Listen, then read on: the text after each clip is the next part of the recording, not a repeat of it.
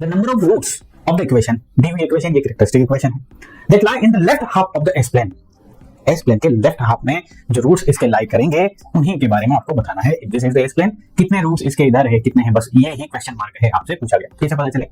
क्या हमें राउथ हर्विट्ज से पता लग सकता है? जी हाँ, बिल्कुल लग सकता है, बिकॉज राउथ हर्विट्ज टेबल यदि आप बनाएंगे so number of sine change आपको ये बता देंगे कि इसके रूट्स कितने RHS में होंगे. RHS में यदि पता चल गया तो आप आसानी से पता लगा सकते हैं ना कि लेफ्ट हाफ में कितने बचे. सिंपल सी जल्दी से फास्ट तरीके से एग्जीक्यूट करते हैं. s to the power 3, s to the s square, s to the power 1 and s to the power 0. राउथ हर्विट्ज बना रहा हूं मैं आपके लिए. s to the power 3 का कोएफिशिएंट जो है दैट इज 1. उसके बाद जस्ट अगला that is 7 alternate. Okay okay. इसके बाद s स्क्वायर का है यहाँ पे 5 और उसके बाद है 3. बस दैट्स इट. इसके अलावा कुछ भी नहीं है आपके पास. राउथ हर्विट्ज टेबल को कंप्लीट कर लीजिए. उसके बाद आगे हमें क्या करना है उसके बारे में ट्रीटमेंट देना. ये कोएफिशिएंट क्या आ गया? 5 का मल्टीप्लाई 7 में that is nothing but 35 minus 3 divide by 5.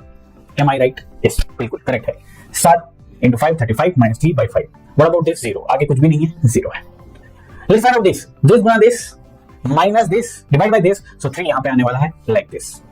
Now let's find out कोई साइन चेंज हुआ क्या? अरे भाई साहब, ये हो जाएगा पॉजिटिव टर्म. यस और नो? पॉजिटिव पॉजिटिव, ये भी positive, everything is positive.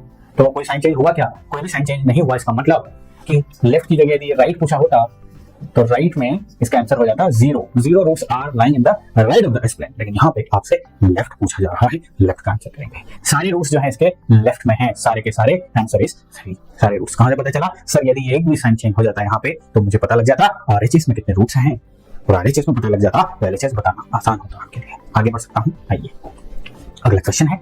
A system described by the transfer function.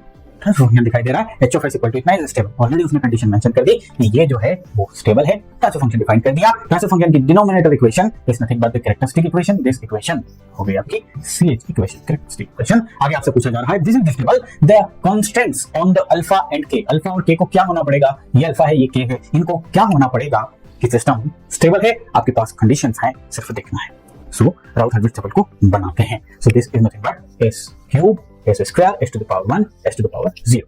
Let's put the coefficients. क्या क्या है भैया? सर 1 है और 1 के बाद k है. यहाँ पे अल्फा है एंड यहाँ पे 3 है.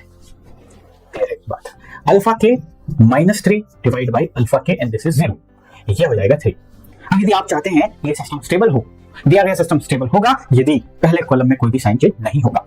ये पॉजिटिव होना चाहिए, ये भी पॉजिटिव है. देखो ये दोनों तो पॉजिटिव है, इसमें तो कोई आपत्ति किसी को नहीं है. ये दोनों पॉजिटिव है. तो रिमेनिंग चीज भी पॉजिटिव होनी चाहिए और ये कब होगी? जब अल्फा, पहली कंडीशन जब अल्फा ग्रेटर देन 0 होगा. क्लियर है? दूसरा, ये वाली टर्म भी ग्रेटर देन 0 होना चाहिए. अल्फा के माइनस 3 डिवाइड बाई अल्फा के शुड बी ग्रेटर देन 0. 0 से भी छोटा है तो नेगेटिव हो जाएगा.